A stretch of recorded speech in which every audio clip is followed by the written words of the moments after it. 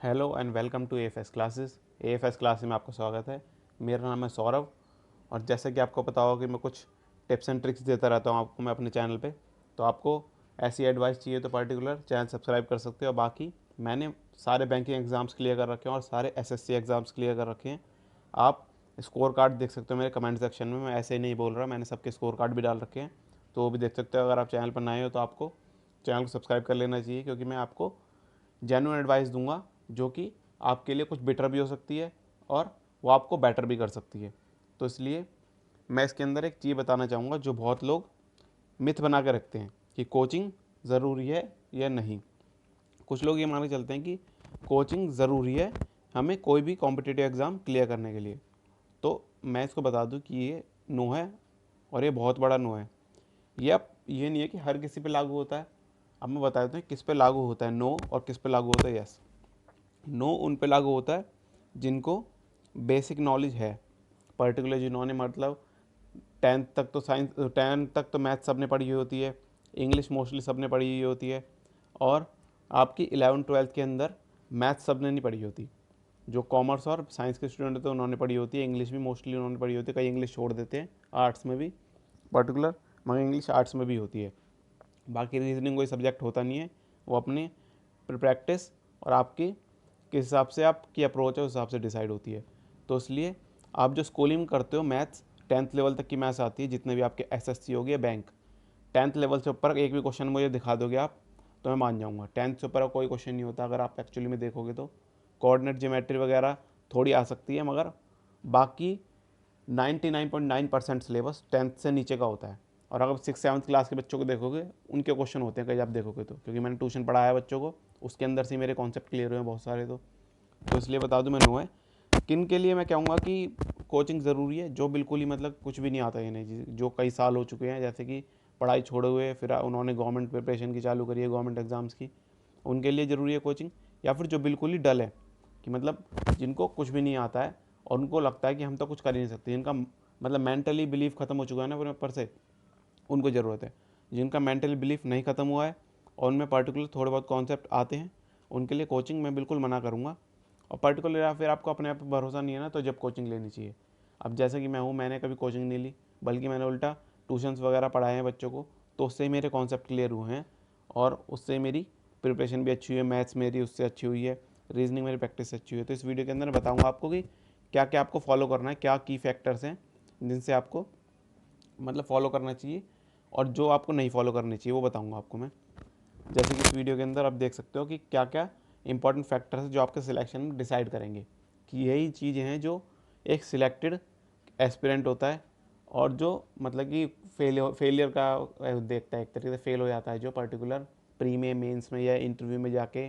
तो आप चाहे प्री पार कर लिया हो आपने, मेंस पार कर लिया हो, इंटरव्यू में आप चाहे मतलब कि इंटरव्यू का जो फाइनल रिजल्ट आता है उसमें 0.01 से भी रह गए ना, रिजर्व लिस्ट में भी नहीं आए, तो आप फेलियर ही है वो आपके लिए।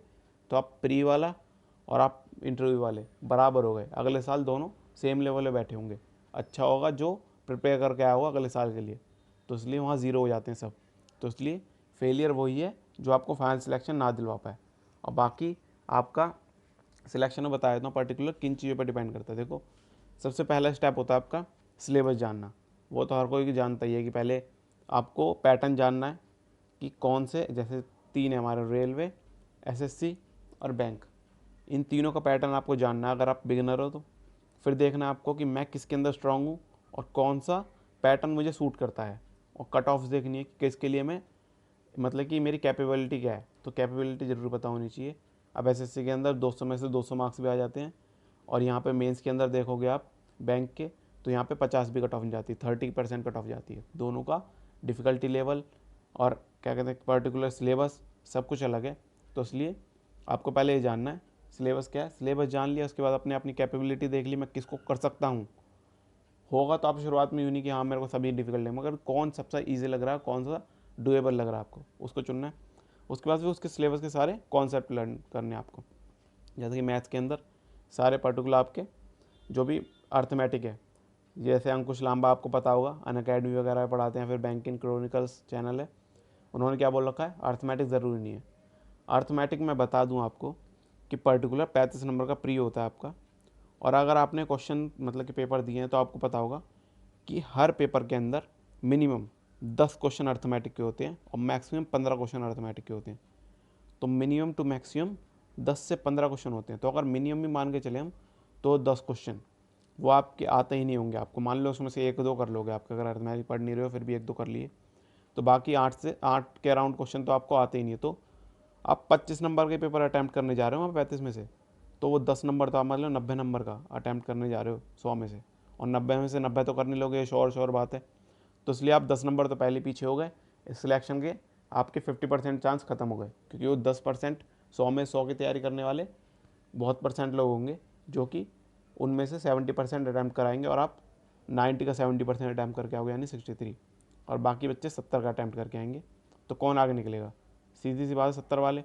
तो इसलिए उल्टी सीधी बकवास ना सुने करें कि आपकी पर्टिकुलर ये अर्थमेटिक बहुत इंपॉर्टेंट है। अर्थमेटिक अगर आपको नहीं आती होगी ना तो आपको रेशियो वगैरह भी नहीं आता होगा, रेशियो वगैरह नहीं आता होगा तो आपको डीआई नहीं सॉल्व होगी। तो इसलिए ये चीज़ ज़रूर ध्यान रखें। ये फालतू की वो पेपर देते हैं, वो एंड में क्वालिफाई कर पा रहे हैं, वो देखोगे आप तो कि इंग्लिश में कई बार उनके 21 नंबर होते हैं, कहते हैं कि मैं, और अगले अगले पेपर में इंग्लिश में कितने होते हैं 10 नंबर, कहते हैं मैं इंग्लिश छोड़ आया। तो उसके अंदर वो एक्चुअली में क्या उनसे स्कोर नहीं हुआ अगले पेपर में इंग्लिश, क्योंकि पिछले पेपर में 21 लेके आए हो, किसी में 20 लेके आ रहे हो, किसी में 5 लेके आ रहे हो। तो इसका मतलब वो ट्राई तो हर बार करते हैं मगर उनके नंबर हर बार नहीं आते। तो इसलिए ये ज़रूर देखो कि कौन आपको पागल बना रहा है, कौन आपको जेन्युइन एडवाइस दे रहा है। ठीक है, एक चीज़ हो गई, आपको सारे कॉन्सेप्ट लर्न करने, चाहे इंग्लिश की बात हो, रीजनिंग की बात हो, या फिर जीके की बात हो, या फिर आपकी पर्टिकुलर रीजनिंग वगैरह हो। मगर ये नहीं कह रहा हूँ मैं कि हाँ 1-2 टॉपिक छोड़ सकते हो आपको जो मुश्किल लगता है, मगर ये नहीं कि पूरी अर्थमेटिक छोड़ के चले गए, पूरी वो छोड़ के चले गए, पजल छोड़ के चले गए, या कोई भी एक पर्टिकुलर एक आधी टॉपिक छोड़ सकते हो आप, पूरा सिलेबस नहीं छोड़ सकते हो कि जैसे अर्थमेटिक पूरा एक सिलेबस कह सकते हैं हम उसे, वो नहीं छोड़ सकते। अब दूसरी चीज़ क्या है, प्रैक्टिस। आप अपने सारे कॉन्सेप्ट लर्न कर लिए कहीं से भी, आपको बहुत सारे फ्री यूट्यूब पे वीडियोस मिल जाएंगी, पर्टिकुलर पीडीएफ्स मिल जाएंगी आपको इंटरनेट पे, और बहुत सारे टेलीग्राम चैनल हैं पर्टिकुलर, तो वहाँ पे आपको मिल जाएंगी। और बाकी उनको प्रैक्टिस करना है फिर आपको, जब सारे कॉन्सेप्ट आपके लर्न हो जाएँ तो। अब प्रैक्टिस कैसे करनी है आपको? प्रैक्टिस करनी है आपको मॉक टेस्ट से। मॉक टेस्ट मैंने आपको बता भी रखा है पहले कि आप कौन कौन से मॉक टेस्ट इस्तेमाल कर सकते हो। फ्री मॉक टेस्ट, आई एग्ज़ाम भी है, उसमें फ्री मॉक टेस्ट बताया मैंने, सारे फ्री मॉक टेस्ट में उसका लेवल थोड़ा हार्ड होता है, तो इसलिए उसको ज़्यादा दिल पे मत लेना। अगर उसमें स्कोर कम आ रहा है तो वो सबका स्कोर कम आता है उसमें, हॉलीवुड जैसा है उसका लेवल उसमें। मगर आपको फ्री मॉक टेस्ट मिलेंगे, कोई पैसे नहीं है। बाकी आपको किसी चीज़ पे पैसे खर्च करने हैं तो मैं बताऊँ तो आपको टेक्स्ट बुक के उस पर कर सकते हो आप खर्च, मॉक टेस्ट में। टेक्स्ट बुक नहीं आप किसी का भी ले सकते हो, मगर सबसे बढ़िया टेक्स्ट बुक है, क्योंकि मैंने खुद ही ये करा है, मेरे पे अब भी सब्सक्रिप्शन है इसका। वो पर्टिकुलर मैंने लिया था 1 साल का, मगर अभी ख़त्म नहीं हुआ है मेरा 1 साल से पहले सिलेक्शन हो गया है। तो मैं पर्टिकुलर बता रहा हूँ आपको, टेक्स्ट बुक बहुत अच्छा है इसके अंदर। बाकी ग्रेड भी ले सकते हो आप। अगर आप देखोगे ना, अगर आप कहीं भी किसी बच्चे से मिलोगे, मान लो इंटरव्यू वगैरह में मिलोगे ना आप किसी को, इंटरव्यू या फिर आप मेंस के अंदर सिलेक्शन पूछोगे, मेंस के अंदर अगर आप किसी से मिलो तो उससे पूछना कौन से मॉक टेस्ट फॉलो करता था। वो मोस्टली इन्हीं दोनों को फॉलो करता होगा, और ज़्यादा टेक्स्ट बुक फॉलो करता होगा। टेक्स्ट बुक बहुत एग्जाम ओरिएंटेड है और बहुत सस्ता है। तो इसका डिस्क्रिप्शन में लिंक भी है, मैं बता देता हूँ आपको कि पर्टिकुलर कैसे आप इसको डाउनलोड कर सकते हो और कैसे इसमें मेरा रेफ़र कोड डाल सकते हो। आपको बता दूं कि इसके अंदर आपको 270 रुपये में पड़ सकता है ये टेक्स्ट बुक का पास, 1 साल का पूरा। वैसे 300 का पड़ता है, मगर मैं आपको बता दूं ये कोड है, उससे आप रेफ़र कोड है, उससे आप कर सकते हो। मैं पूरी प्रोसेस बता देता हूँ आपको, लिंक डिस्क्रिप्शन में और कमेंट बॉक्स में दे दूंगा मैं, वहाँ से आके आप डाउनलोड कर सकते हो, या फिर गूगल प्ले पर टेक्स्ट बुक सर्च करना, वहाँ पे आप इंस्टॉल कर सकते हो। अब मैं रेफ़र कोड दूंगा, वो रेफ़र कोड कैसे डालना है बता देता हूँ मैं। क्रिएट ऐसे ही आएगा, पहले इंग्लिश हिंदी जो भी सिलेक्ट करो, क्रिएट नो अकाउंट सेलेक्ट करो। उसके बाद क्या करना है आपको, साइन अप आए, साइन अप के अंदर नाम, email ID, phone number, password डालो और साइन अप कर दो। फेसबुक और जीमेल से भी कर सकते हो आप, करना हो तो लॉगिन भी कर सकते हो अगर आपने पहले ही बना रखा है कभी अकाउंट तो, लॉगिन ही रहा। और बाकी आगे जाके फिर आपको ये टेक्स्ट बुक के जो 3 डॉट्स मतलब 3 लाइन्स दिख रही हैं अपर लेफ्ट कॉर्नर पे, इस पर क्लिक करना है। इस पर क्लिक करने के बाद आप यहाँ पे पहुँचोगे, ये खुलेगा, इसके अंदर रेफरल्स के अंदर जाना है आपको। तो रेफरल के अंदर जाओगे तो यहाँ पे आपको दिख रहा होगा एंटर कोड, यहाँ पे कोड डाल दोगे आप, जो मैं आपको यहाँ पे लिख देता हूँ। ये कोड को मैं यहाँ लिख दिया है, और बाकी डिस्क्रिप्शन में मैंने डाल दिया है अपना कोड ये, और कमेंट सेक्शन में मैंने डाल दिया है। इसको कर सकते हो, और फिर यहाँ पर रिडीम पे क्लिक कर देना है, और फिर रिडीम हो जाएगा ये। फिर आप क्या करोगे, अगली पेमेंट पेज पे जाओगे जब पास खरीदने के लिए, तो ये दिख रहा होगा 269 रुपये दिख रहा है, क्योंकि इसके अंदर रेफर कोड अप्लाई हो चुका है। अगर आप बिना, एक बार ट्राई करना बिना रेफर कोड के, यहाँ पे आपको 300 रुपये दिखा होगा, 299 रुपये, तो आपको 10% का ऑफ मिल जाएगा। पूरे अगर एक साल में आप ये 270 रुपये खर्च कर रहे हो तो ये आपके वर्दी हैं, ना कि आप अगर अकेडमी पे जाके 2000 रुपये का सब्सक्रिप्शन ले रहे हो, वो एकदम घटिया है। पूरा सब कुछ फ्री में मिलेगा आपको, इतने सारे टीचर हैं आपको, memory based, mains level, pre level, या फिर और मेंस कैट लेवल, सब लेवल करवा रखे होते हैं फ्री में।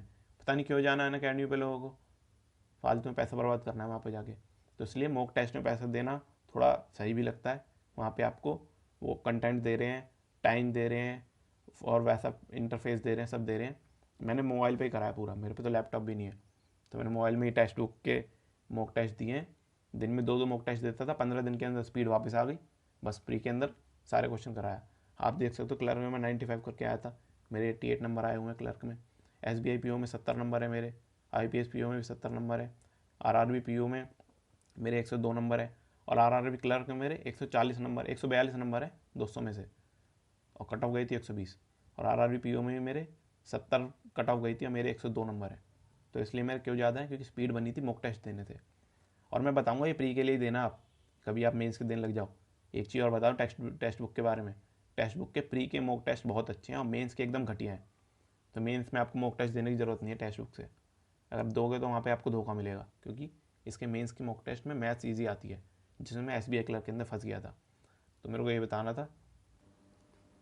अब अगली बात करते हैं हम इसके अंदर, कि जो हमारे मॉक टेस्ट तो हो गए हैं, मगर उसके बाद अब एक सबसे इंपॉर्टेंट चीज़ है जो लोग सबसे ज़्यादा गलती करते हैं, कि टाइम है ना जो आपका, वो वेस्ट करते हो।